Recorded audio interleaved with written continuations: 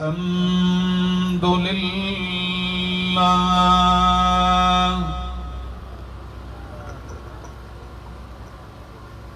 الحمد لله رب العالمين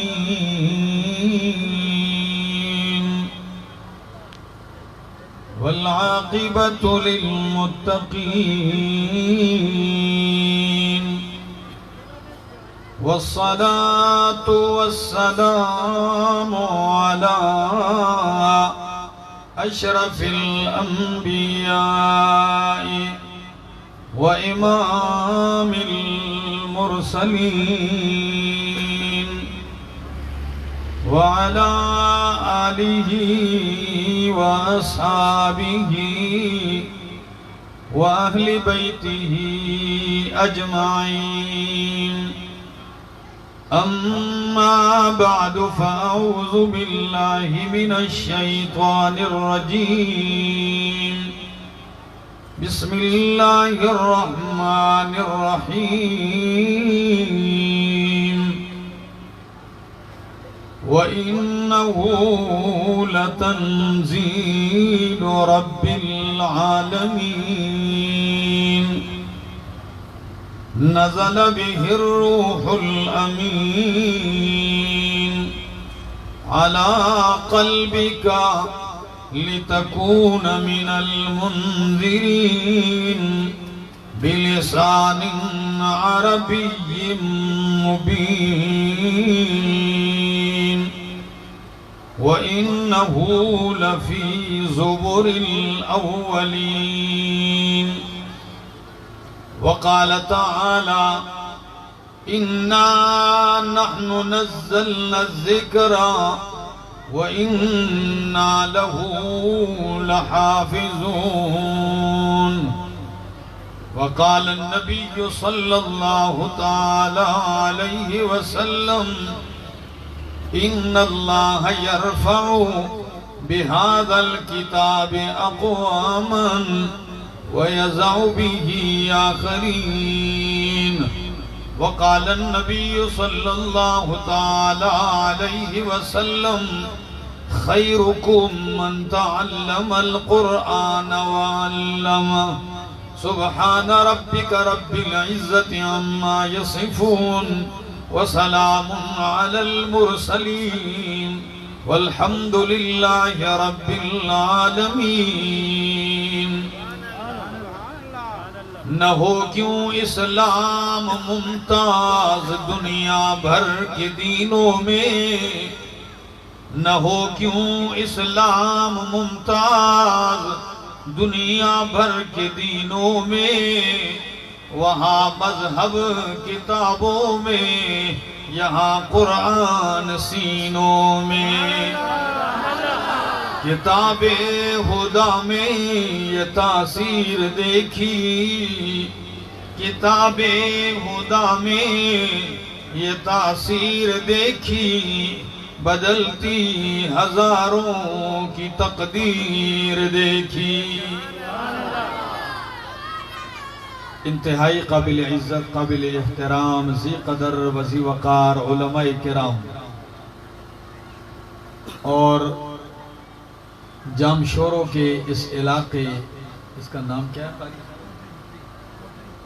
کوٹری اور گرد و نواح سے آئے ہوئے میرے معزز مکرم دوستو السلام علیکم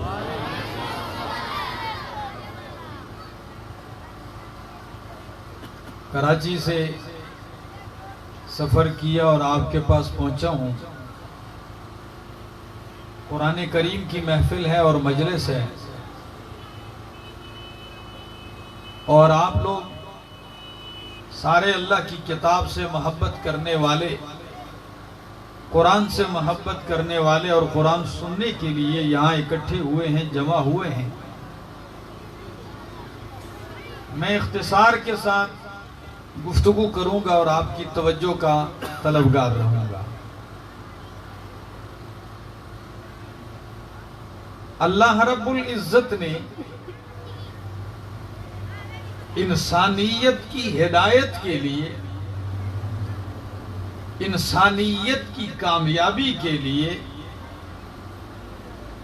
ایک نسخہ کیمیا عطا فرمایا ہے انسانیت کو قرآن کی صورت میں۔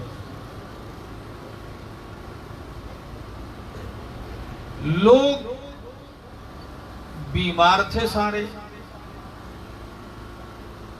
میری باتیں سمجھ میں آ رہی ہیں؟ بچوں کو بٹھا دیں، بیٹا بیٹھ جاؤ بیٹھ جاؤ بیٹھ جاؤ،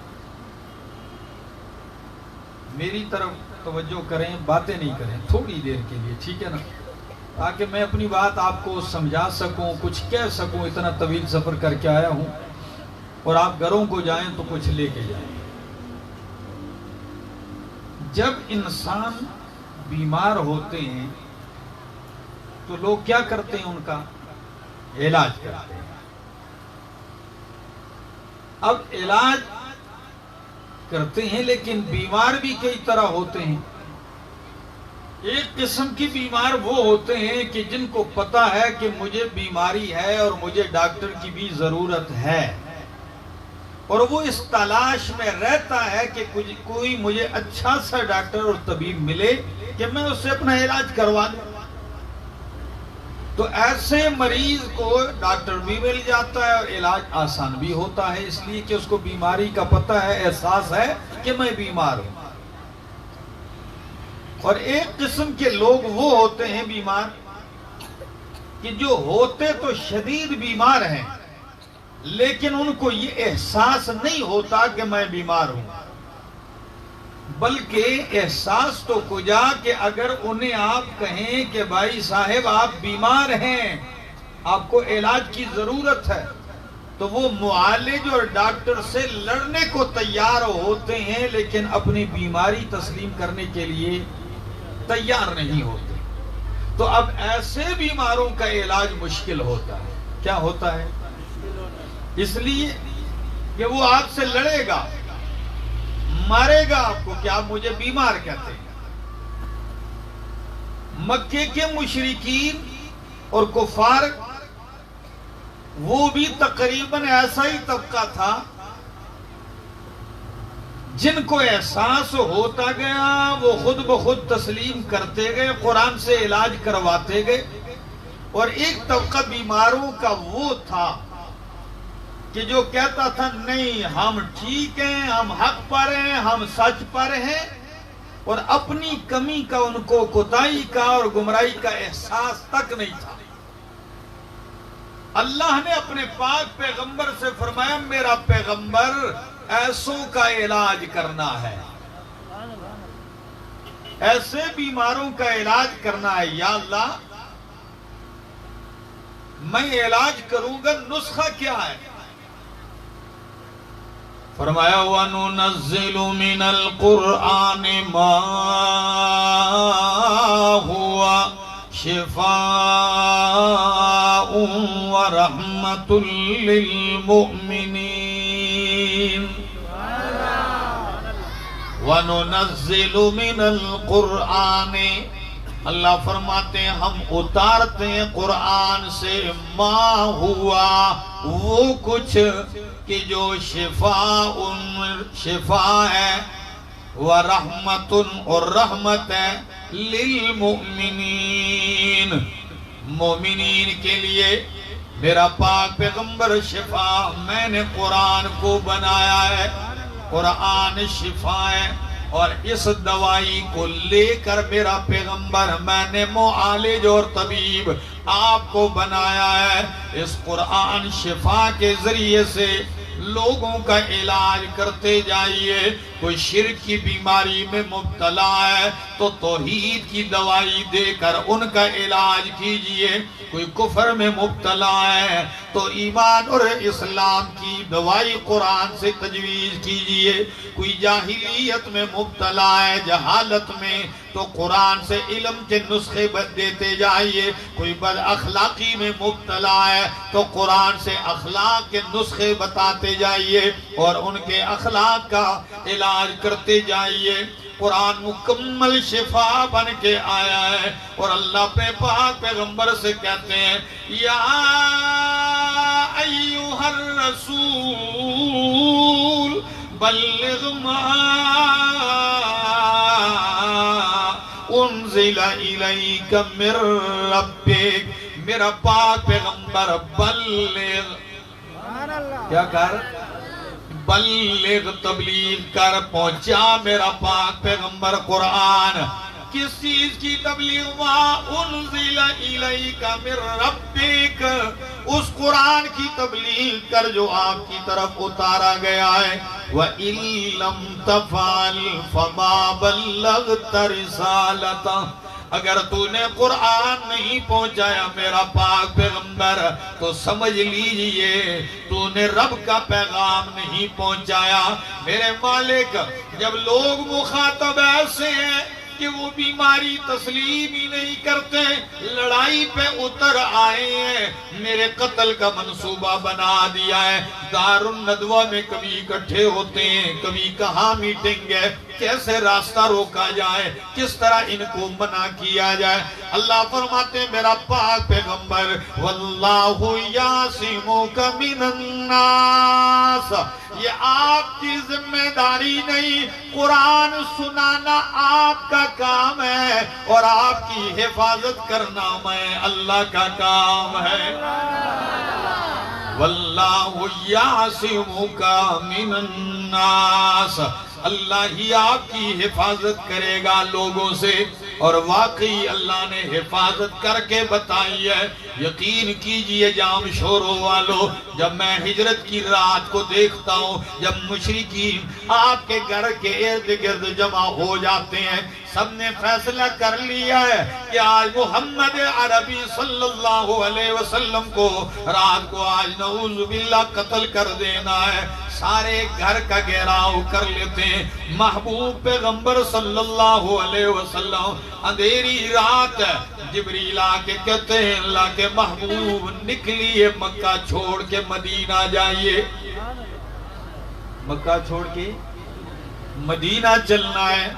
جبریل آج کی رات نکلنے کا حکم ہے، جبکہ میرا گھر تو سارے طرف سے گھیرا ہوا ہے، میں تو دشمنوں کی تلواروں کی آواز بھی سن رہا ہوں اور ان کی گفتگو بھی سن رہا ہوں، سب نے ہر طرف سے گھیرا ہوا ہے۔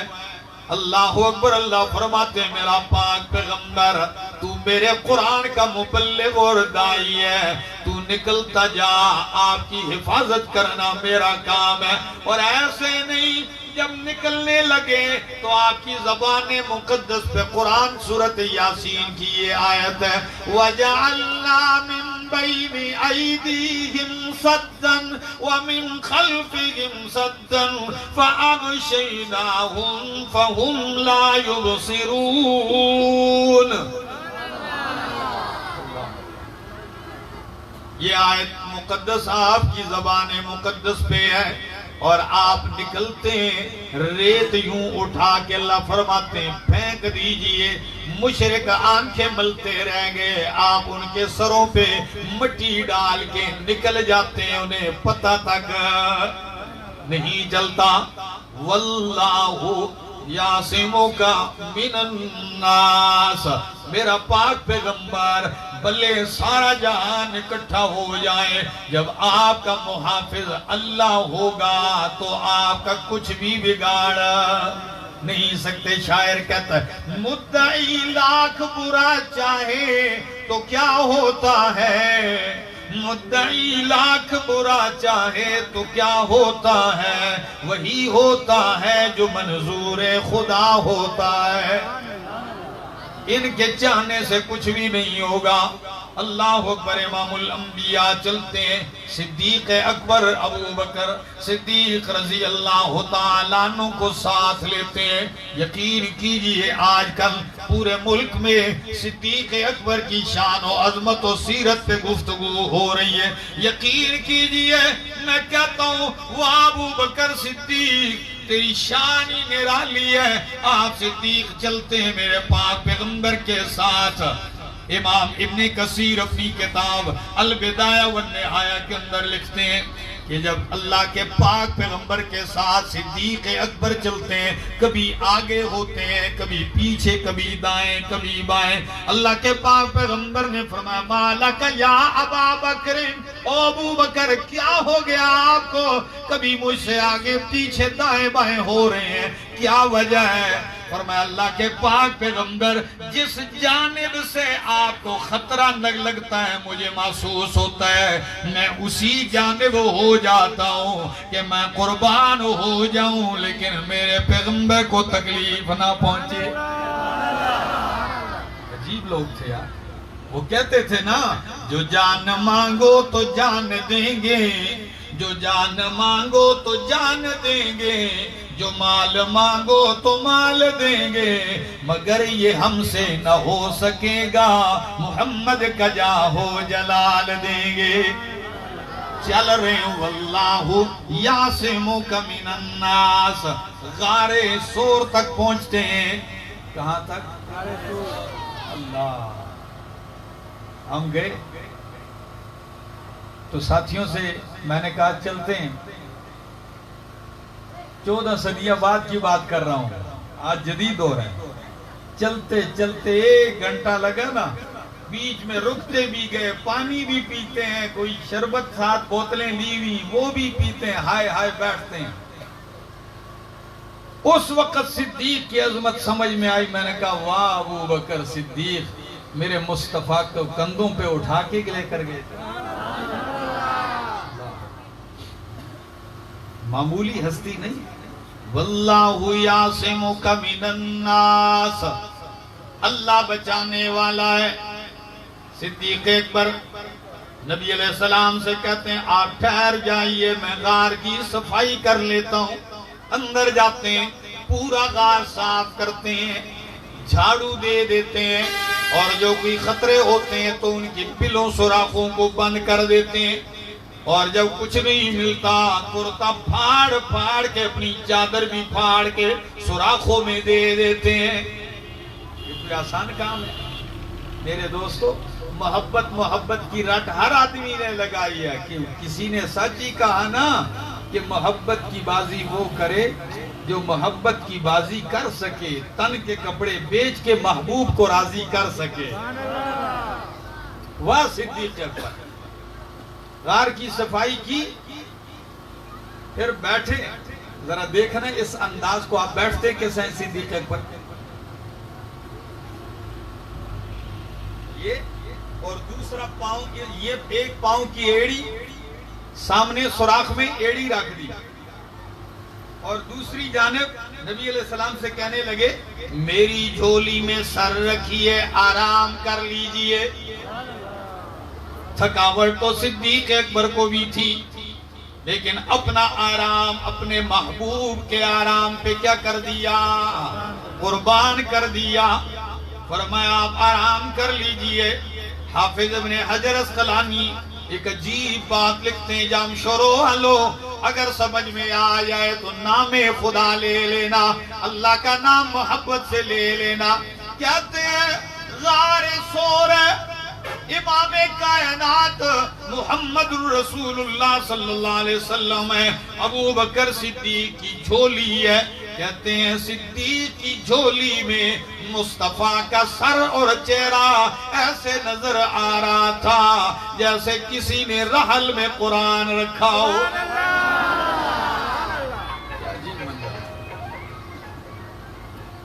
3 دن 3 راتیں غار میں گزاری، مشرک ڈھونڈتے ڈھونڈتے، مکے کے کافر ڈھونڈتے ڈھونڈتے غار تک بھی پہنچ آئے، لیکن اللہ نے پیغمبر کی کیا کی؟ بولو واللہ یعصمک من الناس، اللہ آپ کی حفاظت کرے گا۔ میرا پاک پیغمبر قرآن سناتے جائیے۔ 3 دن ہو گئے، جب تیسرے دن نبی علیہ السلام صدیق اکبر کو لے کے آگے نکلتے ہیں غار سور سے۔ ادھر مکے میں میٹنگ بیٹھی ہے، سر کی بولی لگ گئی، قیمت لگ گئی کہ جو دونوں ساتھیوں کو گرفتار کر کے لائے یا قتل کر کے سر لائے گا تو ایک آدمی کو سر کی قیمت 100 اونٹ انعام. ہر آدمی کی قیمت، سر کی قیمت، نبی علیہ السلام کے اور صدیق اکبر کے سر کی قیمت 100 اونٹ، دوسرے شخص کے سر کی قیمت 100 اونٹ، 200 اونٹ انعام ہے. اتنا بڑا انعام حاصل کرنے کی تو سب کو تمنا تھی کافروں کو. تو جب 3 دن کے بعد نبی علیہ السلام وہاں سے چلنے لگے، کسی نے آ کے محفل میں بتلا دیا مکے والوں کو کہ جن 2 آدمیوں کو تم ڈھونڈ رہے ہو ان کو تو میں نے ابھی دیکھا ہے، فلاں بستی فلاں علاقے سے جا رہے ہیں، فلاں راستے سے جا رہے ہیں. سراقہ بن مالک ادھر موجود تھا، لالچ میں کہنے لگا نہیں، وہ میں ان کو جانتا ہوں، وہ فلاں 2 آدمی تھے، نبی علیہ السلام کے بارے میں وہ نہیں تھے. یہ کیوں کہا کہ کوئی اور انعام نہ حاصل کرے. سب کو مطمئن کیا اور خود جلدی سے گھر گئے. تیر اٹھاتے ہیں، نیزہ تلوار لیتے ہیں، گھوڑا بگانا شروع کر دیا. چلتے چلتے اللہ کے پاک پیغمبر کو اور یار غار ابو بکر صدیق کو پا لینے لگے. بالکل پیچھے سے قریب ہو گیا، یہاں تک کہ سراقہ کہتے ہیں نبی علیہ السلام کی تلاوت کی آواز بھی مجھے آ رہی تھی. اب قرآن پڑھتے جا رہے تو ابو بکر صدیق نے ایک جملہ کہا، فرمایا اتینا یا رسول اللہ، اے اللہ کے پاک پیغمبر ہم تو پکڑے گئے ہیں، دشمن یہ آ پہنچا ہے. نبی علیہ السلام پیچھے نہیں دیکھتے، فرمایا کلا ابو بکر نہیں، یہ ہمیں نہیں پا سکتا. سر اٹھاتے ہیں اور کہتے ہیں اللہم اکفنا بما شئتا، اے اللہ جس طرح تیرا جی چاہے تو ہماری کفایت حفاظت کر لے. جملے کہنے کی دیر تھی، سراقہ گھوڑے سے منہ کے بل نیچے جا گرتا ہے. نیچے گرا، گھوڑا دنسا دیا اللہ نے. تفصیل نہیں کر رہا، معافی مانگنے لگا، معاف کر دی. نبی علیہ السلام کو ترس آیا. اس وقت بھی جو جان لینے آیا ہے اس کی بھی یہ حالت دیکھی. جب وہ معافی مانگ رہا ہے تو کیا کہہ دیا، جاؤ میں نے معاف کر دیا.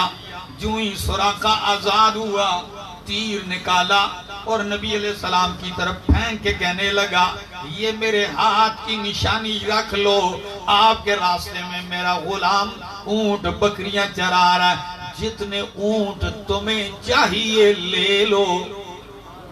پہلے انعام لینے آیا، اب تیر دے کے کہتا جتنے تمہیں چاہیے لے لو. نبی علیہ السلام نے تیر اٹھا کے واپس دے دیا. تیر اپنا پاس رکھ، لیکن اتنا خیال کر ہمارا راز کسی کو بس بتانا نہیں ہے کسی کو. تو پھر میں کیوں نہ کہوں کہ قرآن نے کہا میرا پیغمبر قرآن بیان کرنا تیرا کام ہے اور آپ کی حفاظت کرنا میرا کام ہے. اللہ نے حفاظت کی جام شوروں والوں کے نہیں کی. اللہ ایسے حفاظت کرتا ہے، لیکن ڈیوٹی لگائی ہے، کام آپ کا رب کا قرآن سناتے جائیے. بلغ ما انزل الیک من ربک. میں کبھی کبھی حیران ہوتا ہوں، سارا دن میرا پاک پیغمبر مکے کی سرزمین ہے، سارا دن آپ پتھر بھی کھا لیتے ہیں، اتنے پتھر برستے ہیں کہ آپ کے سر کا خون نالین مبارک میں جا کے جم جاتا ہے، سارے کپڑے خون میں رنگین ہوتے ہیں، لیکن کھڑے ہو کے یہی صدا لگا رہے ہیں یا ایھا الناس قولوا لا الہ الا اللہ. اے لوگو یہ پیغام مان لو، یہ کلمہ پڑھ لو کہ لا الہ الا اللہ، نہیں ہے کوئی الہ و حاجت روا الا اللہ. اگر ہے تو جام شروع والو کون ہے؟ او بھائی اللہ کی توحید کی صدا آپ کو نہیں لگانے آتی؟ الہ و حاجت روا کون ہے؟ اللہ ہے. یہ پیغام آپ دیتے جا رہے ہیں، یہی صدا آپ کی زبان پر ہے. تعجب اس بات پر ہے کہ سارا دن تھک تھک کے چور چور ہوتے ہیں، لیکن رب یہ نہیں کہتا کہ میرا پاک پیغمبر دن کو آپ تھک گئے ہیں سو جاؤ، یہ نہیں کہتا۔ ذہن میں کیا آتا ہے؟ کہنا تو یوں چاہیے آپ نے بہت تھکاوٹ کر لی، اب کیا کر لو؟ سو جاؤ، آرام کر لو، اب مزید کرنے کی ضرورت نہیں۔ لیکن اللہ فرماتے ہیں میرا پاک پیغمبر فَإِذَا فَرَغْتَ فَانْصَبْ۔ اللہ علماء بیٹھے ہیں، اللہ یہ نہیں فرماتے ہیں اِذَا فَرَغْتَ فَنَمْ، جب فارغ ہو جائیں تو سو جائیں، نہیں فرمایا اِذَا فَرَغْتَ فَانْصَبْ، جب آپ فارغ ہو جائیں تو فَانْصَبْ، محنت میں لگ جائیں۔ یا اللہ، عجیب حکمت ہے، عجیب انداز ہے اس آیت کا، جب آپ فارغ ہو جائیں تو فَانْصَبْ، خوب محنت میں لگ جائیں، خوب محنت کریں۔ یا اللہ، تو یہ فارغ بھی تو محنت سے ہی ہوں گے نا، وہ بھی تو محنت ہے۔ تو مفسرین بہت تو جہاد کرتے ہیں، ایک تو جی یہ بھی ہے کہ میرا پاک پیغمبر جب دن میں لوگوں کو قرآن سنا کے ان کی ہاتھوں سے پتھر برداشت کر لیں، ان کے تانے، آوازیں اور بری باتیں سن کے جب آپ ان کو توحید سنانے سے فارغ ہو جائیں تو فَانْصَبْ، پھر رات کی تنہائیوں میں، خلوتوں میں میرے سامنے کھڑے ہو کے محنت شروع کر دے۔ آپ کو پتہ ہے جو عالم راتوں کو اٹھتا ہے تو پھر وہ جب گفتگو کرتا ہے تو اس کی گفتگو کا اپنا اثر ہوتا ہے۔ کیا خیال ہے؟ تو راتوں کو اٹھیے، مانگیے، التجا کیجئے، اور میں رات میں آپ کو بہت کچھ دوں گا۔ یا اللہ، وہ انداز سناؤں آپ کو جام شروع والوں، میں نے وقت تو زیادہ نہیں لے لیا، کہیں ایسا نہ ہو میں لگا رہوں آپ کہیں بس نہیں کر رہے۔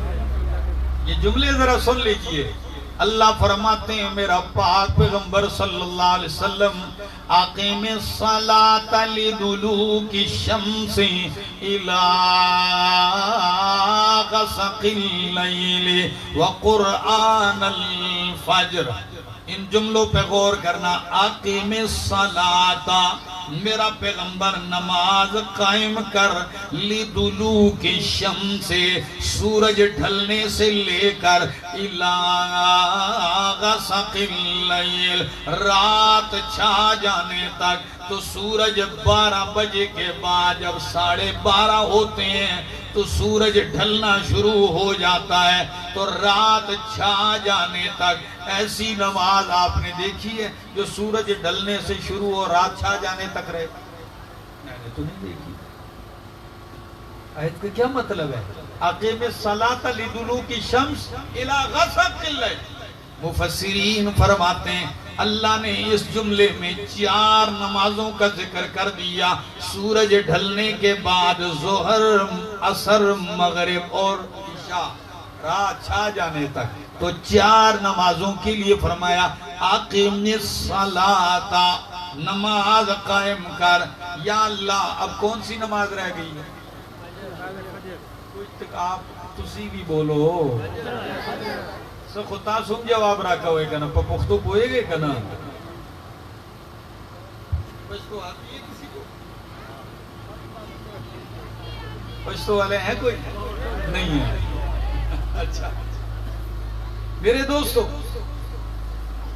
تو 4 نمازیں، ظہر، عصر، مغرب، عشاء، ایک، اب 5ویں رہ گئی، اس کے لیے لفظ فرمایا وَقُرْآنَ الْفَجْرِ، وَقُرْآنَ الْفَجْرِ، میرا پاک پیغمبر فجر میں بھی قرآن پڑھ۔ ہاں، فجر کا قرآن پڑھنا کیوں جام شوروں والو؟ 4 نمازوں کو صلاۃ کہا اور 5ویں نماز کو قرآن الفجر، صلاۃ الفجر نہیں کہا، قرآن الفجر کا۔ مفسرین فرماتے ہیں اس لیے کہ جتنا قرآن فجر میں پڑھا جاتا ہے اتنا 4 میں نہیں پڑھا جاتا۔ ہاں، فجر میں قاری لمبی تلاوت کرتا ہے، ہمارے ساتھ ایک دوست عمرے میں تھے، مدینہ منورہ میں کبھی فجر کی نماز پڑھتے تو وہ تھکاوٹ زیادہ محسوس کرتے، 20-25 منٹ چل کے آتے اور وہاں فجر کی نماز میں تو وہ مجھے کہنے لگے مولانا صاحب مجھ سے اتنی لمبی نہیں پڑھی جاتی، جب میں بیٹھ کے پڑھوں گا۔ میں نے کہا یہ جو پڑھانے والا ہے پتہ ہی ان کی عمر تو 70-80 سے اوپر ہے، بابا ہیں بوڑھے حذیفی صاحب، تو فجر میں قرآن زیادہ پڑھا جاتا، تو فرمایا قرآن الفجر، اور فجر کا قرآن پڑھنا۔ اب یا اللہ 5 نمازوں میں قرآن پڑھ رہے ہیں، چھٹی ہو گئی؟ فرمایا نہیں، ان قرآن الفجر کان مشہودا ومن اللیل فتہجد بہ نافلۃ لک۔ دن سارا دن قرآن، فجر، ظہر، عصر، مغرب، عشاء، اور جب رات ہو جائے تو کیا کرنا ہے؟ فرمایا وَمِنَ اللَّيْلِ فَتَحَجَّدْ بِهِ نَافِلَةً لَكَ، اور جب رات ہو تو رات میں تہجد میں بھی قرآن پڑھ لیا کر، نَافِلَةً لَكَ، یہ تیرے لیے ایک زائد عبادت ہوگی۔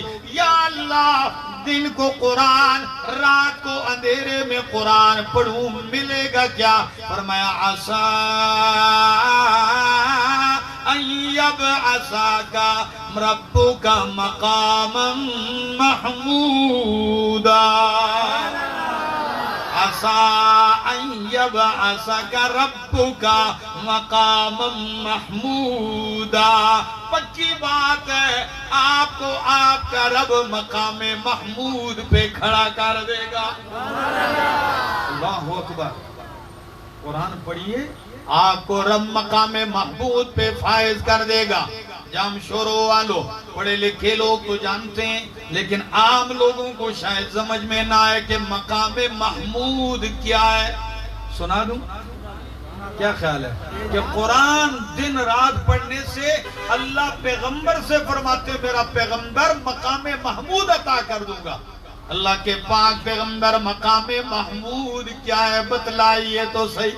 فرمایا مقام محمود یہ ہے جب میدان محشر لگے گا، ساری انسانیت کھڑی ہے، اولین و آخرین سارے کھڑے ہیں، اور ہر انسان پسینے میں ڈوبا ہوا ہے، سورج سوانیزے پر ہے، زمین تپش پھینک رہی ہے، اوپر سے سورج بھی آگ برسا رہا ہے، ایسا سخت دن ہے، اور کوئی گھنٹہ 2 گھنٹہ نہیں ہے، مقدارہ 50,000 سنہ، 50,000 سال کا دن ہے۔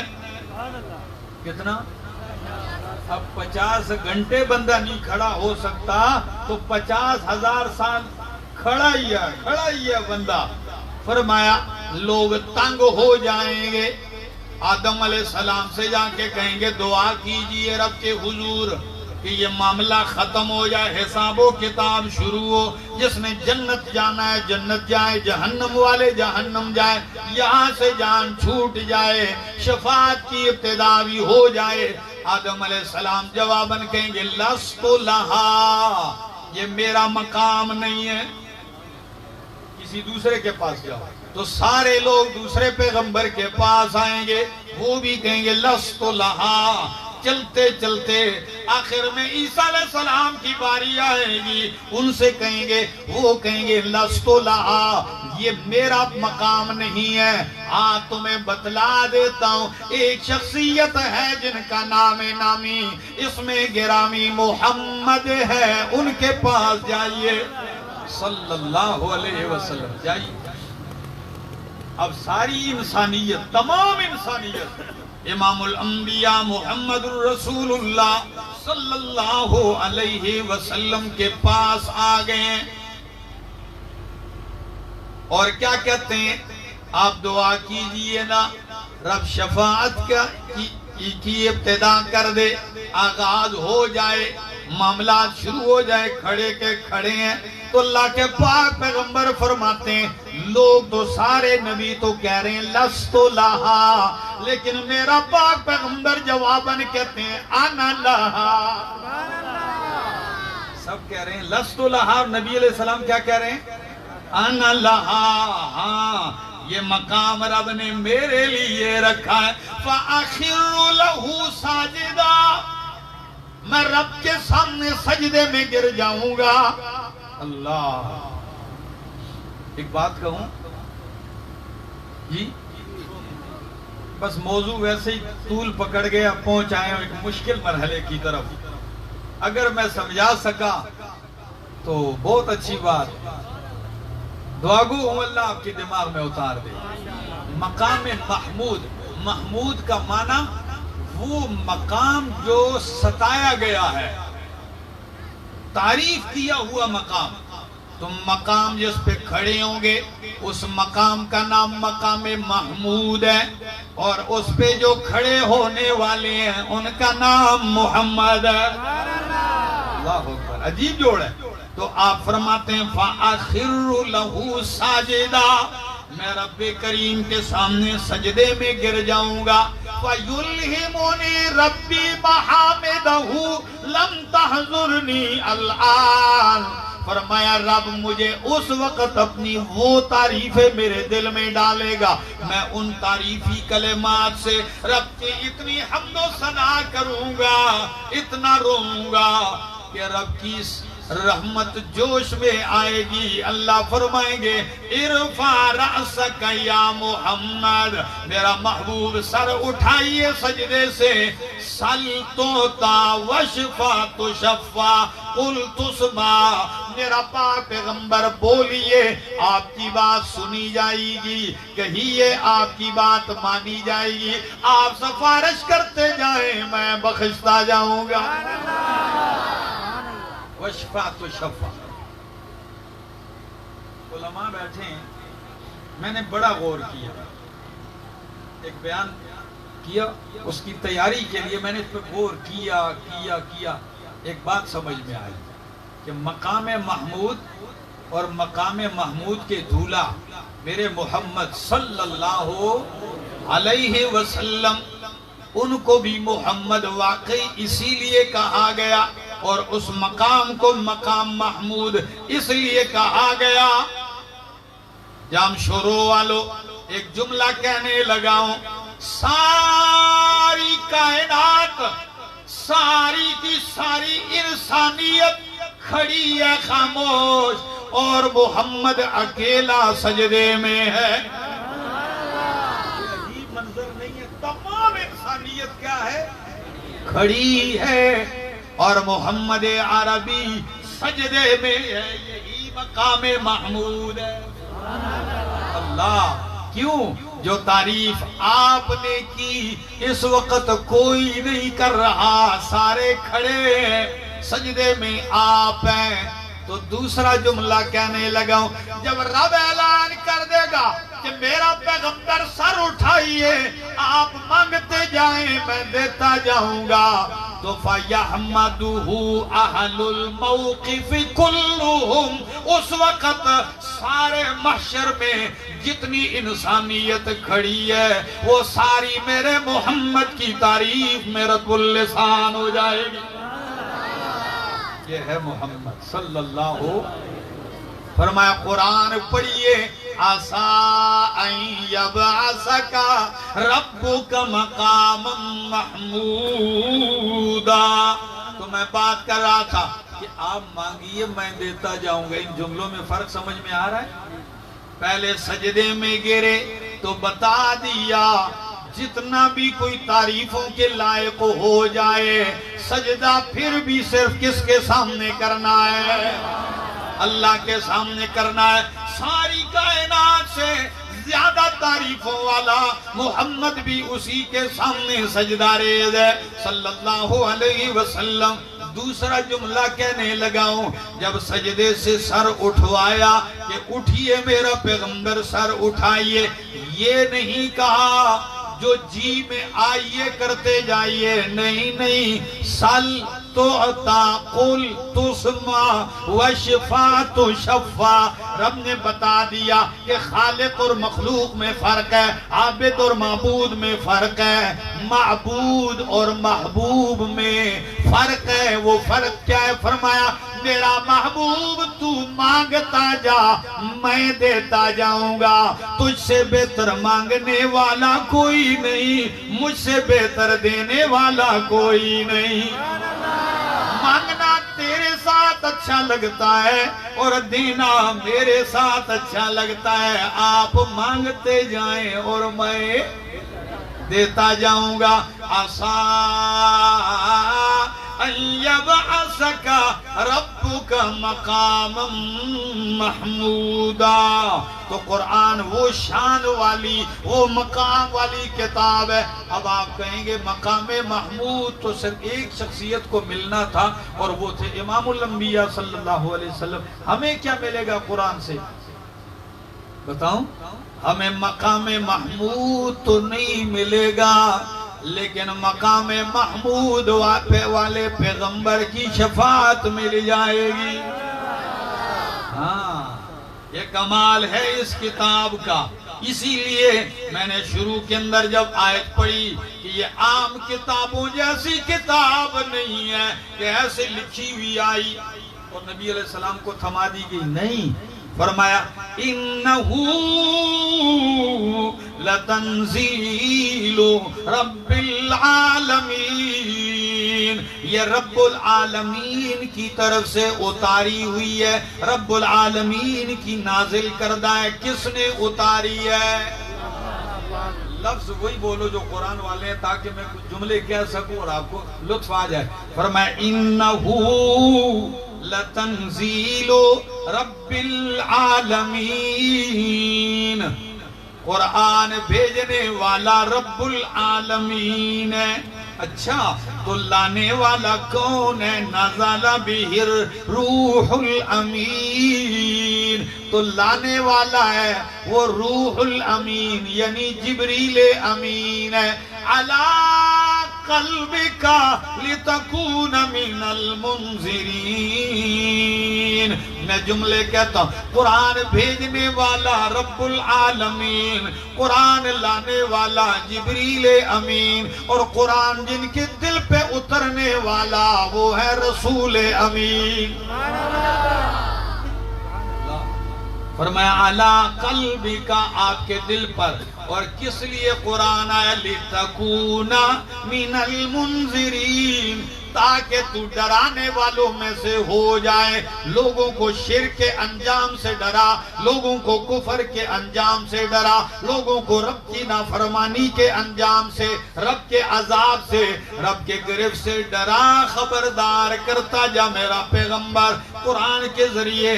قرآن تو آیا اس لیے کہ لوگوں کو رب کی پہچان ہو جائے، لوگ رب کی بندگی میں لگ جائیں۔ انشاءاللہ قرآن سیکھیں گے، قرآن کی اس تحریک میں آپ شامل ہوں گے کہ لوگوں تک اللہ کا قرآن پہنچے، پیغام پہنچے، کریں گے محنت، زندگی باقی ملاقات۔